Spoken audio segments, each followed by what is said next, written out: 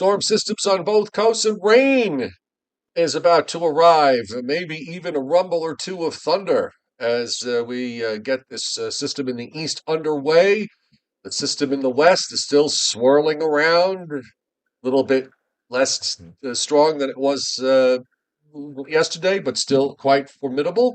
We shall take a look at everything and anything.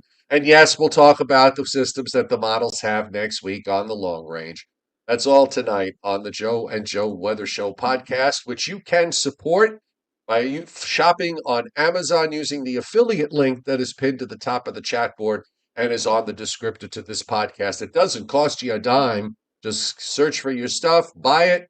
You get what you order, and Amazon will throw us a little bit of coin out of their pocket. And I know a few of you have done this already, and I just want to extend a big thank you. And for those of you who will consider doing it, also thank you for copying our affiliate link on Amazon. Okay, let's get this going, shall we? Finally, Sure. finally some rain. And I noticed on the radar about an hour or two ago, when with the stuff that's developing in Western Pennsylvania, they actually had like three severe thunderstorm warnings that were up there. The radar's loading up pretty nicely. Well, we're going to be looking at, we've been calling it the triple point, but eventually on that triple point between the coalescence, if you will, of the cold front, the warm front, and the occluded front, that's right now located over western Maryland. And that system is going to convert into a low pressure system, intensify and develop, especially later tonight. Tomorrow morning, it'll be just south of New York City. And that is going to provide the tri state area with the first really significant rainfall or precipitation maker in over 7 weeks. And I don't know about what you're calling for, Joe. I didn't have a chance to check any of your pages, but for the lower Hudson Oh, that's Valley, because that's because my website was down today. well, for the lower Hudson Valley on Facebook, I'm projecting now between midnight tonight and midnight Friday night, anywhere from 1.5 to 2.5 inches of rain. Now, the lion's share is likely to come tomorrow morning, say after about 4 or 5 in the morning. There may, as you just mentioned, be a thunderstorm or thunder shower to deal with. But then, after it kind of diminishes in the afternoon, we're still going to be seeing um, light to moderate rain from time to time and place to place through tomorrow afternoon into tomorrow night. And then after midnight tomorrow night and on into Friday, it may turn cold enough for snow. Now, I'm not talking about any real accumulating snow for much of the region. However, don't be surprised if you see some big wet snowflakes around tomorrow night late into Friday. But what we may be looking at for places, and I drew the line from Goshen in Rockland County all the way up to about the Kingston area, anywhere west of there, and especially in elevations above 750 feet, you're going to get snow and it's going to accumulate anywhere from 1 to maybe as much as 4 inches. The higher up you go, the more likely you'll see significant snowfall, and the heaviest amounts over the Catskill area, where there with the elevations in 3 and 4,000 feet or more, you could be looking at 8 or maybe as much as 12 inches of snow by the time we get to later Friday and Friday night. So if you want to see the white stuff, go north and west and make sure you go high up to a significant elevation so that you will see that snow. Otherwise, if you stay, let's say, in Yonkers or White Plains, or even where I am here in Putnam Valley, we're only about 400 feet above sea level. You'll see snowflakes in the air, but it doesn't look like there's going to be much chance of it accumulating to any degree, even on the colder surfaces. So he says. Well, yeah, I'm pretty much lined up, with you on this, and I had the radar up when you were talking about the stuff on the radar, the wide shot anyway, because you're going to do the close-up radars in a minute. And then when you were talking about the snow, I put up the Weather Service digital forecast. I'm not going to vary too much on this. I think it really it really describes well what's going on. You've got the elevated areas that you start to get into as you go away from the coastline. That's where you start to see the darker blues and the pink colors, and the pink areas are generally 4 inches and up. You notice it goes from blue to pink to blue to pink to light blue to blue to pink. So that really depicts the terrain of mountain to valley. So if you're in the valley area, you're definitely going to get less. If you're in the mountain area, and as Joe said, 750 feet up, 1,000 feet up, you're going to see the snow accumulate. I still think that this is a situation where um, somebody is going to see, there might be a few isolated local spots that wind up with a bit of a freakish snowfall. But at this point, we just have to, watch it all play out. Anytime you have an upper low, Joe, it's always dangerous. Now, obviously, for the coast, this is not an issue, but for the inland areas, this time of year, and when you get into later March and April, where you have a lot more of these elevation-driven type snows, they're always very, very tricky to forecast. And you sometimes when you make the forecast, you're sort of doing it like holding your nose while you're doing it because the confidence levels are not all that high, um, and you're dealing with all that terrain differential. But this, I think what the Weather Service is doing with their digital map is pretty fair. Also, notice moved it down Southwest Pennsylvania down into West Virginia. In this, this narrow channel you see basically represents the higher peaks of the Appalachians, and those areas they're in that darker pink or purplish area that you see, that's a foot plus. So would not be out of the question to see that happen. And also, accumulating snows are being forecast for the western mountains of North Carolina. Same areas that got hit by Helene are going to wind up with a snow cover. Nothing crazy. I did notice in some of the winter weather advisories that are up there that it's generally for a 2 to 4, and then above about 2,500 feet and up, they're going 4 to 7. I think those are all the numbers that we're seeing here. I think are rather fair. State New York, once you go, this is a little bit odd because it's all setting up more to the south. So if you're thinking, hey, I live near I-90, I'm up north of I-90, you're not going to get very much out of this. You actually are too far north, given the way the system is tracking. And also, if you look in New England, except a little bit in some of the mountains in the Berkshires, West Connecticut, and then points northward going up into Vermont in a narrow band. Maybe you'll get some accumulating snow, but otherwise, it's really all down further south.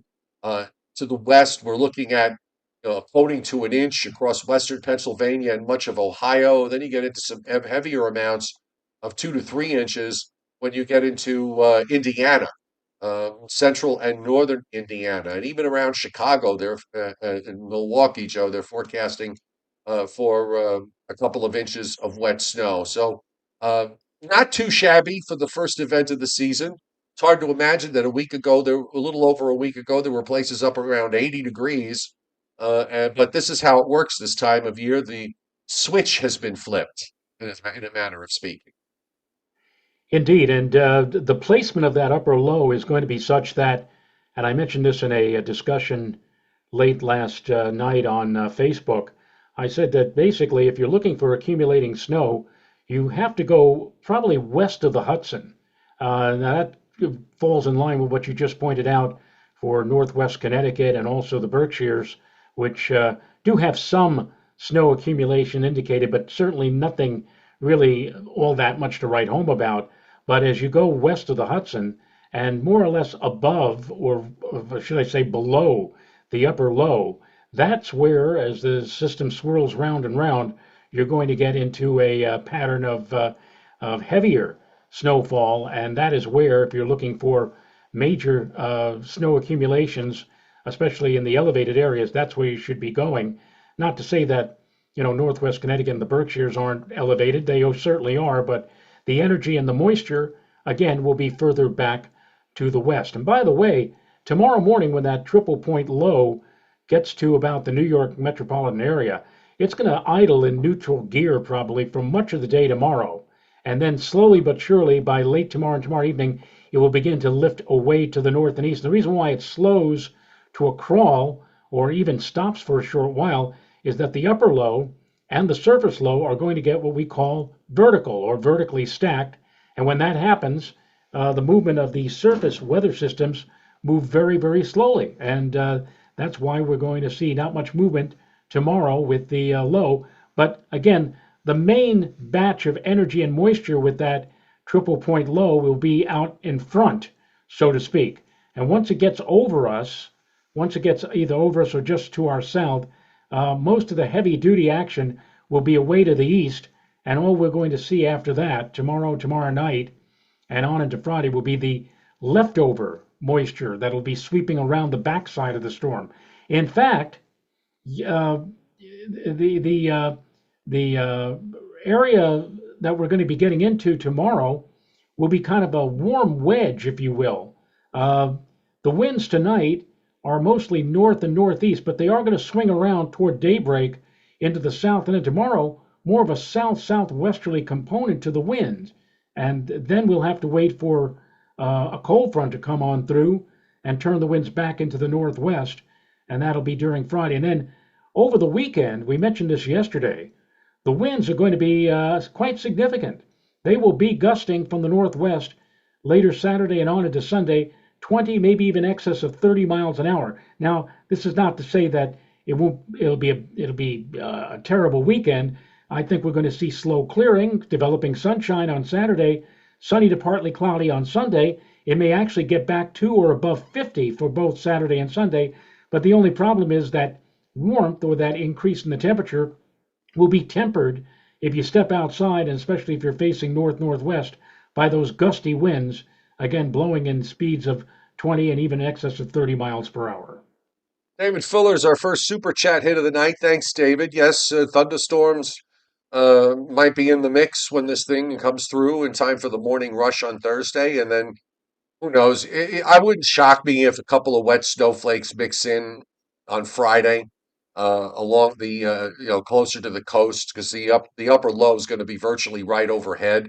So if you get a little bit of dynamic cooling and a little bit of intensity in the precip, it's not impossible that you get some flakes or some grapple. But I wouldn't necessarily farm on it. And as Joe pointed out, you get this first shot of rain is the bulk of the rain is going to be with this first shot, which is going to, on the digital forecast through the daytime tomorrow is about an inch and a half to an inch and three quarters, which considering that we haven't had an inch and a half to an inch and three quarters of rain for the last 3 months when you put it all together, it's been that long. It's hard to believe that we went that long without any kind of anything.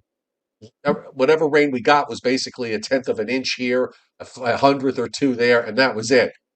So you got that, and then when it's all said and done, we're looking at 2.5, maybe even a couple of 3 inch amounts popping up because of that upper low coming in and generating some showery rain. So it'd be, does it end the drought? By no means does it end the drought, but it does put a little bit of a dent in. And we're going to probably over the course of the next 2 months, we have to pick up about 15 inches of precip in order to get even, because the deficit is around 10, and then you put 2 more months on, so you got to add 6 inches more of rain, it'd be 16. So we've got work. There's a lot of work to do here. It doesn't go away overnight. In fact, I don't think anybody wants 10 to 15 inches of rain overnight because that would not only, you know, not Not only to would it be say, a ton of rain, it'll wash everything away, including maybe a few people's houses. not to say that we have not seen that. I mean, I know up here, since I've been up here in Putnam Valley, I can name more than a few cases. Of course, we had Irene.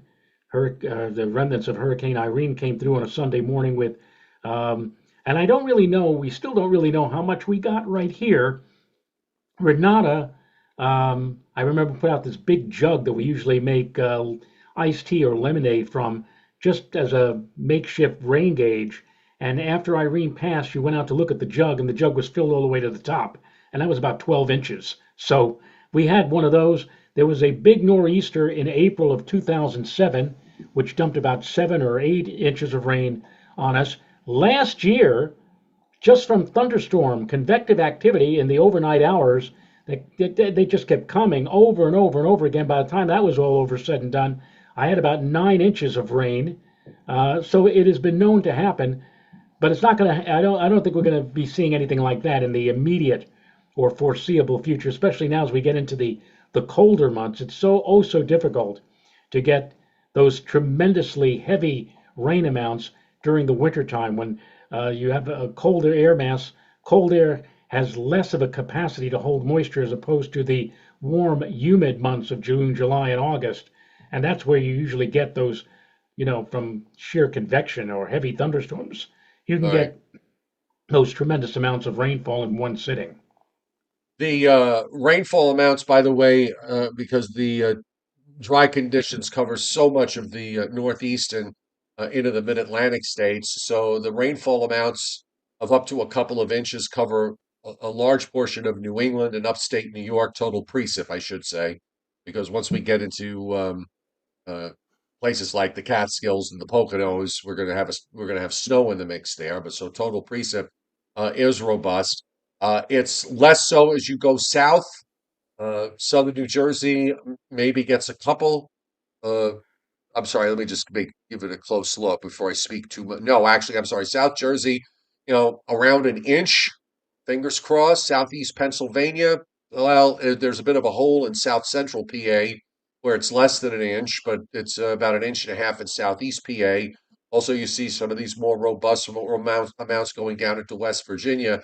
And then further south, it's really about, a half to three quarters in Maryland down through Virginia. Then it lightens up further in Southern Virginia and into North Carolina. So it's really concentrated in the places that need it the most, at least this time around, with the exception of Southern New Jersey, which they are in extreme drought, so they're the ones that really need it the most, and it's something. But they're the robust stuff is going to be just to your north. The other thing I want to show you, then Joe, you could do the radars if you would.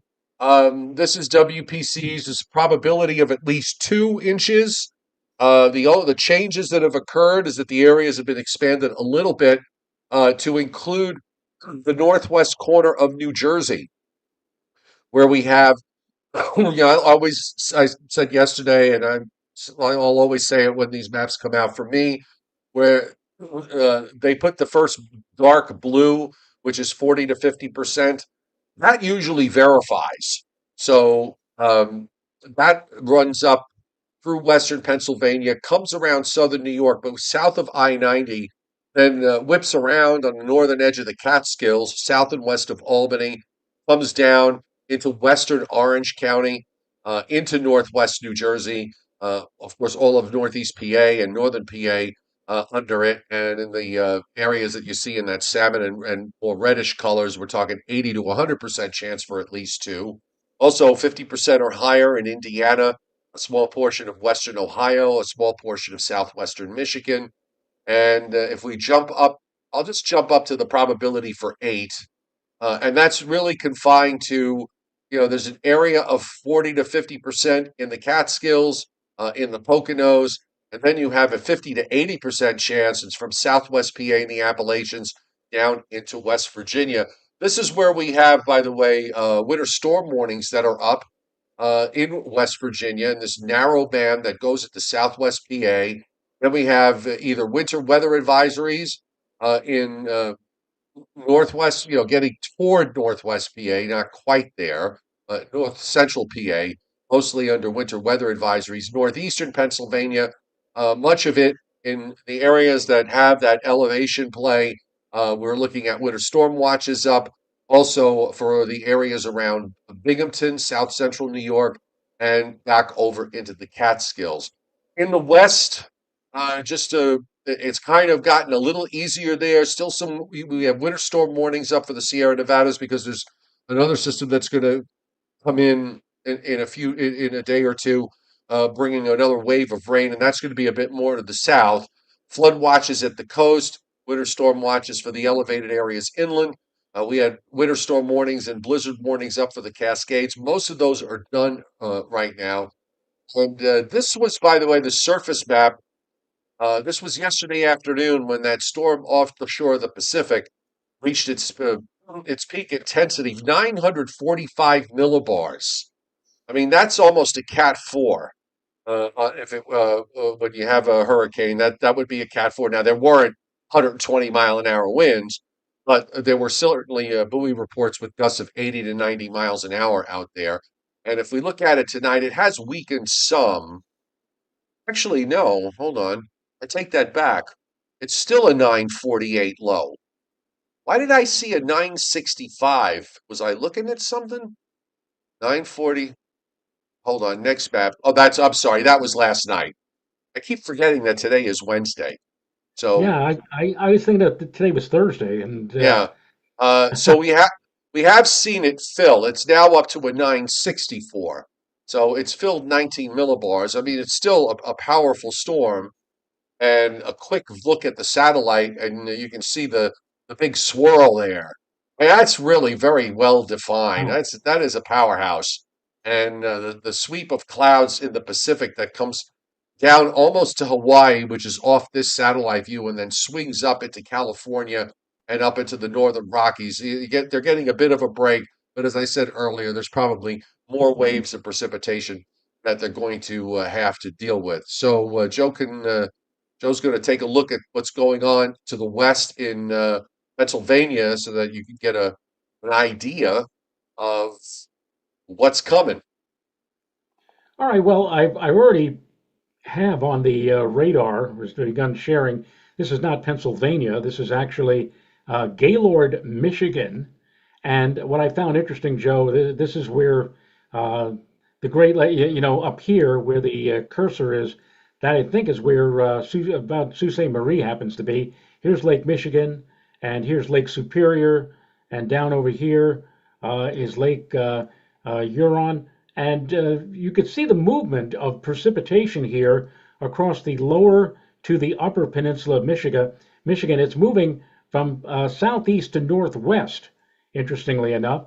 And you can see that there's some flashes of yellow for moderate. The green generally is indicating light, and the blue areas are even lighter precip. And again, that area is moving from southeast to northwest. Now, if we go a little bit more to the south and east, let's say down to our friends in the Cleveland, Ohio area. Here's Cleveland right here. And you can see that this activity is seemingly lifting now.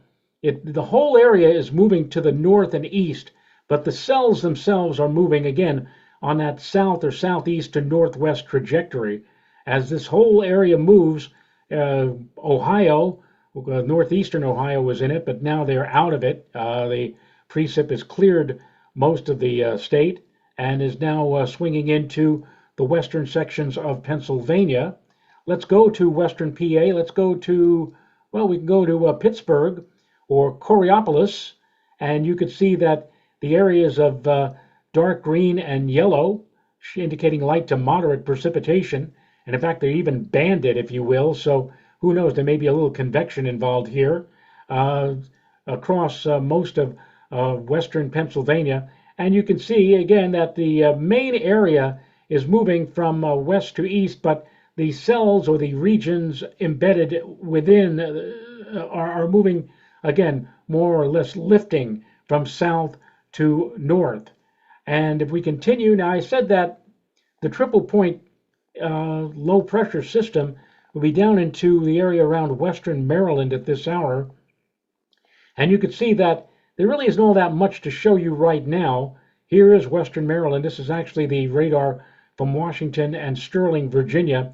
One thing of interest, you can see that literally popping up right before your eyes and developing is what looks to be kind of a squall line, if you will, over the northern portion of Virginia. This might be the beginnings of the intensification of that triple point low.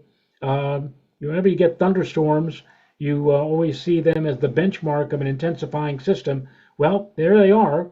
You can see the areas of yellow and orange, and even a shade or two of red over again the northern portions of Virginia. So this is what you're seeing down here that's developing right here in northern Virginia and getting ready to move into central Maryland and the Washington, D.C. area is probably what we are going to be looking at here in the tri state area after midnight tonight and toward daybreak tomorrow morning.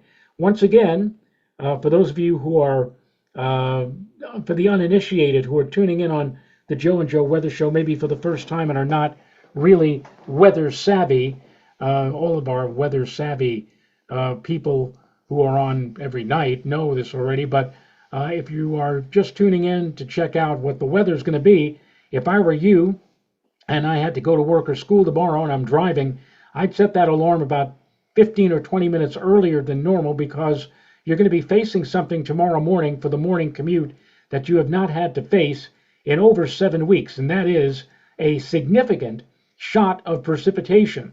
And because of the fact that it's been so dry, be careful because some of those roadways, the oil and the grime that has accumulated in the dry conditions of the last almost 2 months are going to be brought up now by all of that moisture. And so, you don't want to hydroplane on some of those roadways. The roads may actually be slick tomorrow morning because of all of that rainfall. So you see the beginnings of our headache already taking place tomorrow over in northern Virginia. And let's check out one more location here. I'm going to go up to central Pennsylvania State College, and you can see that this area, this broad area, is again moving on a general west to east, or maybe west southwest to east northeast trajectory. It's now moved into the central sections of Pennsylvania on the last few frames of the loop, and as a result of that, we can expect that in portions, westernmost portions of the New York tri-state area, we'll begin to see wet weather or rainy weather maybe around or shortly after midnight. In the lower Hudson Valley, I'm timing it out to somewhere between 1 and 3 a.m.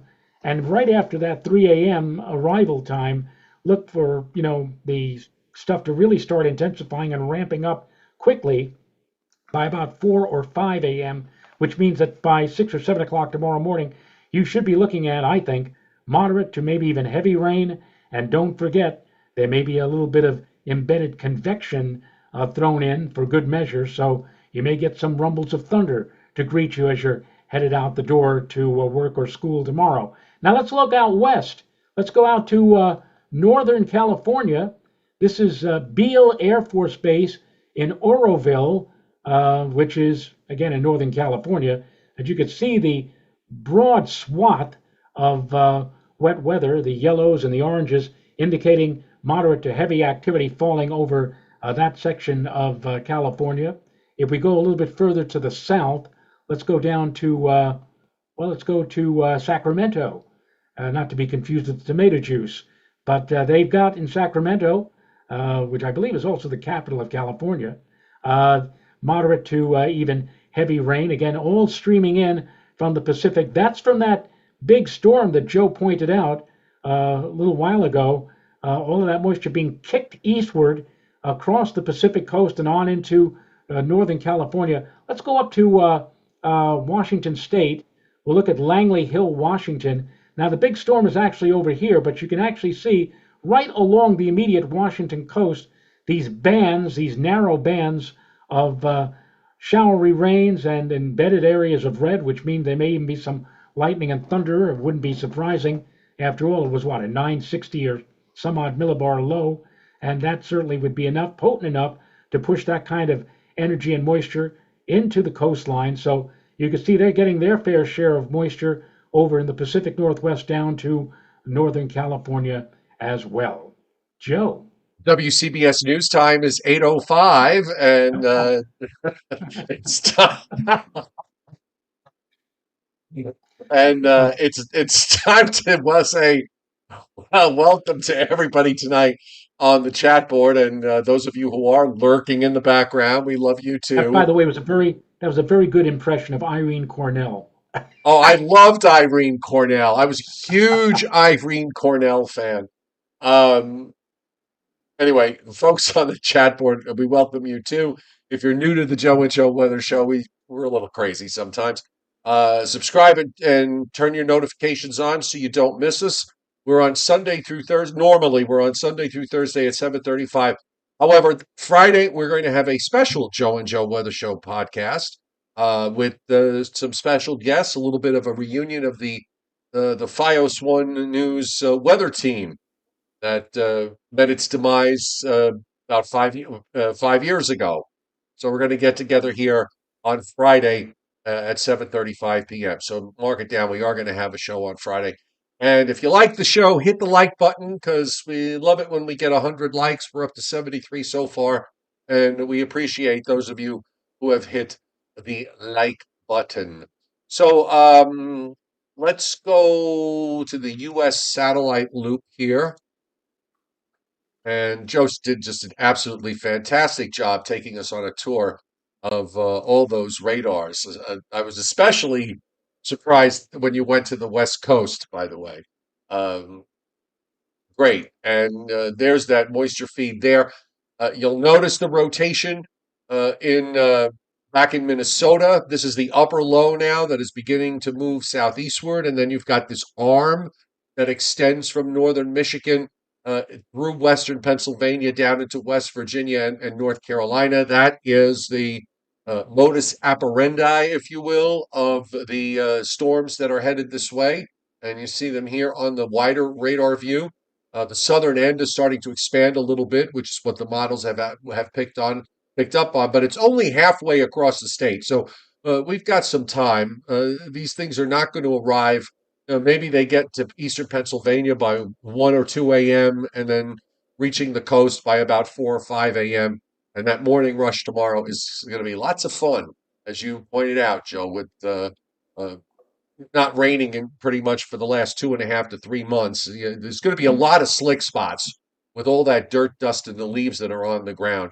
As far as severe weather is concerned, the Storm Prediction Center doesn't have any severe weather risk. However, as I mentioned earlier, there were severe thunderstorm warnings that were put up for 3 counties in western Pennsylvania when that line moved through. So I think there's a chance that you could still see maybe an isolated heavier thunderstorm. SPC's got general thunderstorm risk into tomorrow morning, up into northwest Connecticut, the Hudson Valley to about Route 84, and then points west along the Pennsylvania New York line down into eastern North Carolina. Tomorrow, day two, Thursday through Friday, a small area that you see from about New York City and the Hudson Valley and covering southern and southeastern New England. This is during the day, the day part tomorrow when that occluded low is just the reforming low is just sitting there. And as we go to day three, looks like the map's empty on day three. Usually they have that banner that goes across and says no thunderstorms forecast, but I guess oh they no, hold on, categorical. Oh, I see why. Because they got this little sliver on the coast of the Little Pacific sliver right Northwest, a along the little west coast. sliver. Yes, Yeah. yeah. I mean, we're talking a very much a little sliver. WPC has got that patch of 1.5 to 2.5 inches of rain in that purple area that you see in New York State and northeastern Pennsylvania, the northern half of New Jersey, Long Island, and western Connecticut. Also in Maine, from down East Maine to the New Hampshire state line. Not much going on across the south. Not much of anything at all in the plains. Then you start to pick up the big precip again in the west, and now they've shifted those 10 to 15 inch rain areas. Now, mind you, it has been raining there for a couple of days, so this is on top of what's already fallen. So every bit of 10 to 15 inches of liquid being forecast for much of Northern California, including the Sierra Nevadas, and of course in those higher elevations, they're going to see some snow there. So the upper air, I think, tells the story the best. Here's your upper low diving southeastward. It's being forced southeastward because there are blocking highs up in Canada that have displaced the jet stream far to the south. So the upper low takes a track from Michigan into Pennsylvania. It kind of stretches out and then rotates around during the night on Thursday night into Friday. And you can see that the upper low kind of stalls just for a short time near the coast on Friday, and then finally begins to make its exit to the east. And since I got the map up, just want to show you where this is going to be going next week, at least initially. Not much is happening. You've got a short wave that's going to move across the Great Lakes Monday and Tuesday, probably pushes a front through, a weak front. And then it's going to turn a little colder. And we've got, interestingly enough, both models show energy coming in from the Pacific, moving in through the southern Rockies and southern plains, and then eventually uh, sharpening up as it gets near the East Coast. That's the GFS. The European has the same. And, when we look at the long range, we know how the game is played. It's there on one run, it's gone in the next. We've seen the models kind of trying to hint at something for the end of next week for on and off for the last 4 or 5 days. It's there on one run, it's gone on the next. This is the European, which actually has an even stronger shortwave in that southern stream that just rides straight east. And both models, by the way, when both models are showing the same thing in the longer range, it probably gives you a little hint that, okay, this might be something worth paying attention to. I would not necessarily take the literal translation of this as of yet. It would imply that the Northeast and Northern Mid Atlantic states could have a snow or snow changing to rain situation to deal with. Uh, both are showing up again on both models, the GFS and the European. And we'll get this storm out of the way, and then we'll see in a couple of days. We'll take a look at this every day to see how the models are handling this. But I will, as I said yesterday, the way the upper air pattern is shaping up in the longer term, it wouldn't shock me if we wind up seeing something over the next couple of weeks in terms of a snow threat. And one that's a bit more widespread than this one and not confined to the Appalachians. So here's your arm that goes through.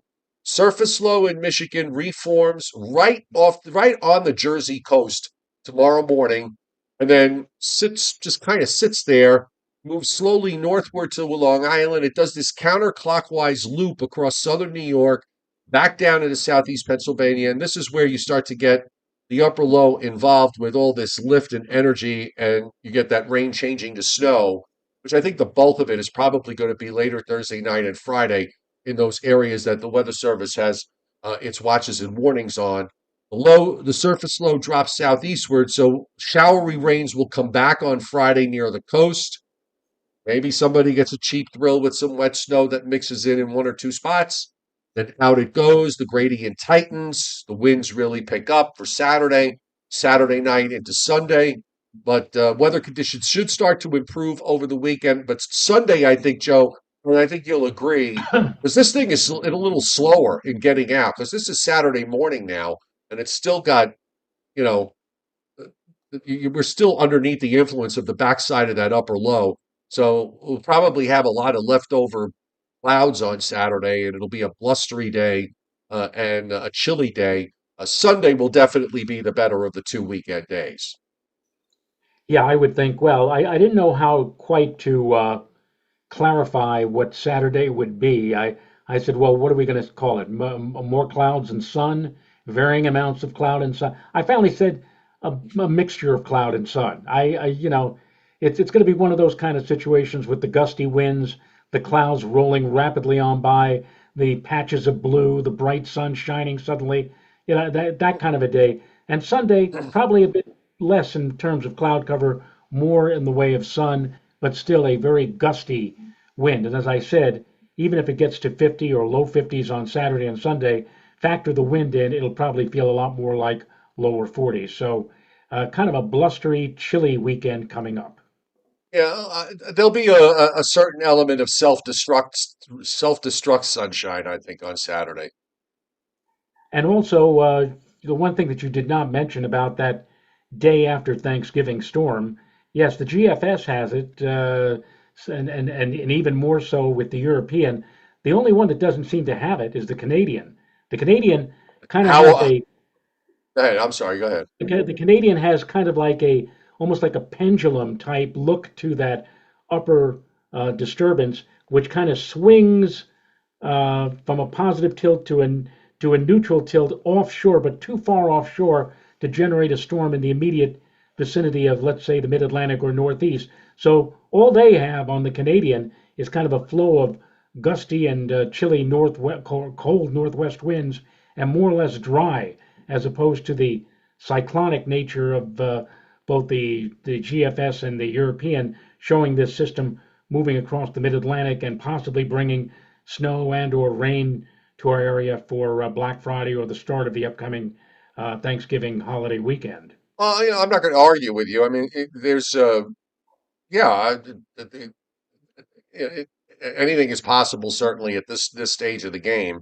Um, in general, the flow is there. Now, how will the short waves line up? I've always said when I'd rather see it show something going off to our south 9 or 10 days out, because then you have it. If you have a favorable looking pattern, oftentimes, your subsequent runs are going to start pushing everything further to the north. When I get, I'd rather see that than see a model at day 9 and day 10 showing an almost perfect track, because it's going to, even if it's real, and it may very, I have a tendency to lean on the idea that there's going to be something. It's going to be somewhat different than what it shows by the time we get there. I mean, at the end, maybe by the time we get there, we wind up taking a load of Pittsburgh and Buffalo, and it's mostly rain. I mean, that's also not impossible. Right. Given what the upper flow is, you have to just wait and see, where all the short waves are and how it all comes out. So you have we're 9 likes short of 100, folks. So if you like the show, hit the like button. Um, you have Briller Jeopardy? I do believe I do. Okay, I I you do. you do. I do, yes. And in fact, I will bring it up right now. Hang on for a moment. And blah, blah, blah, blah, blah, blah. And yes, here we are.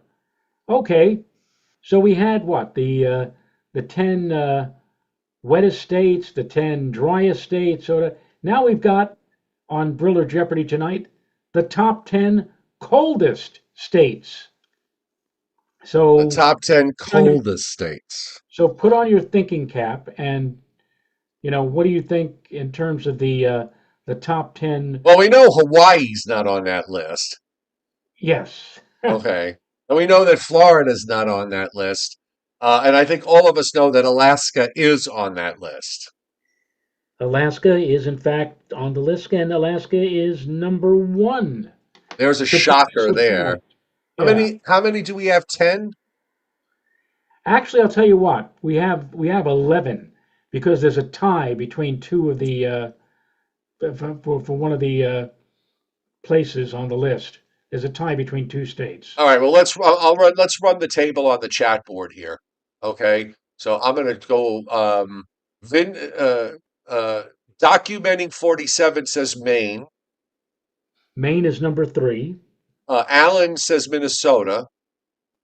Minnesota is number four. John Melander says Montana. Montana is number six. And Frank Scalera says ring the bell. So we got 100 likes. We have 111. Hey, ring the bell. Okay, we're ringing the bell. Ding, ding, ding, ding. Okay. Yes, yes. All right, No, so it's not Delaware. there's a J bunch of you Fox, that what? J Fox 03831 Delaware? No, I don't think so. I'm going to skip the number of you have already set the states that have been mentioned. So the next one, unique one, is Rich Rothmansky with North Dakota. North Dakota is number two on the list. David Fuller and Anthony Orr both say, well, David Fuller put Minneapolis, but I know he means Minnesota. And Anthony Orr both say Minnesota. Well, we already mentioned Minnesota. We did? Okay. Weather says Wyoming. You know something? Wyoming, I would think certainly would belong. Yeah, there it is.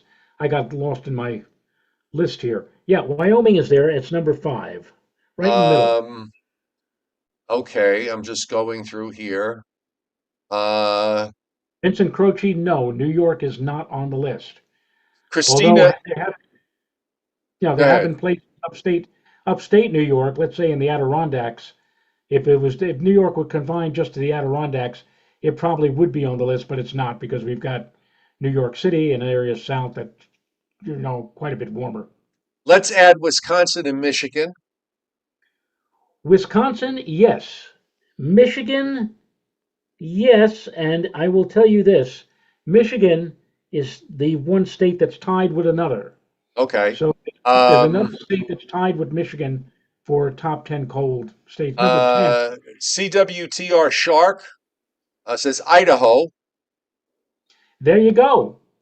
You mention this and you get what you want. Idaho is tied with Michigan for number 10. David Fuller says South Dakota. If North Dakota's there, South Dakota should be there. It should be, but it's not. It's Believe not. it or not. Okay, it must just miss. All right, so how many do we have? One, two, three, four, five, six, seven, eight, nine. So we need two more. All right, which numbers are we missing? What places are they in? Number 7, All right. seventh coldest. And I'm trying to see here. Oh, and number 9. Frank Scalera says Colorado. I'm going to say No, not no. on the list. I'm not going to say no. Fledweather says New Hampshire. New Hampshire, that's number 9. And Rich Rothmansky and Frank Scalera go next door to Vermont. And Vermont. So there you go. You So got that all of them. completes the list. That's right. You got That, all 11. very good. Um, Now I have a question for you. All Yes. right. So, uh, so, do you remember the show Bonanza? Yes, indeed. In fact, I even watch Bonanza occasionally on MeTV. All right. So my For question to TV. you is, how many wives did Ben Cartwright have? He had 3. Correct. And what happened to those wives? That I can't tell you.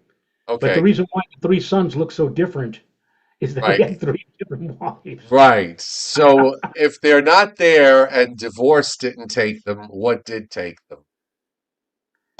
I don't know, yellow fever, Death. Okay. scarlet The fever. bonus question is, do you know how they died? Did they mention it on the show? Oh, yes. Oh, okay. Anthrax? No, no, no, no. I will tell you this. None of them died of any disease. Okay. So somebody Okay. shot them? The second one was shot by an Indian with an arrow. Okay. Okay.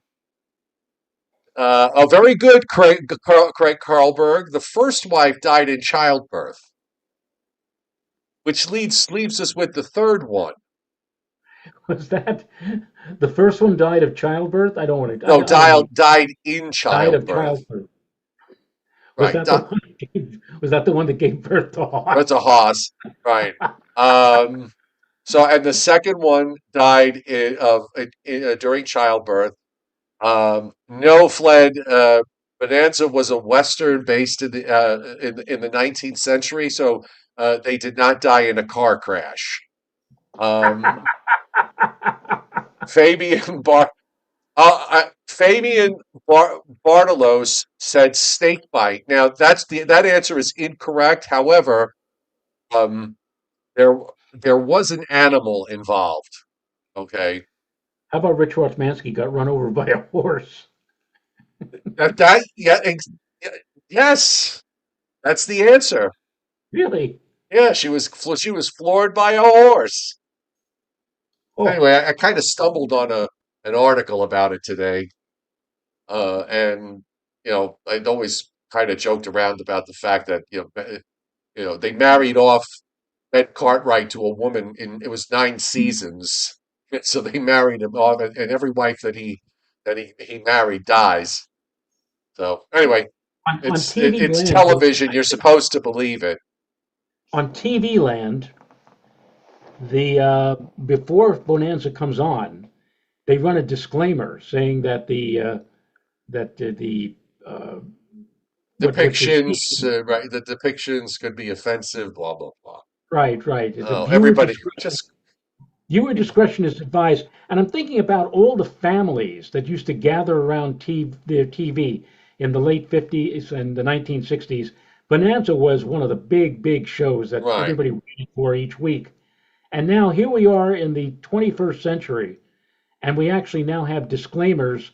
Viewer discretion is advised if you are planning to watch Bonanza. In fact, I'm not even sure they may even do that with Gunsmoke and Wagon Right. Train and other Well, but westerns as well.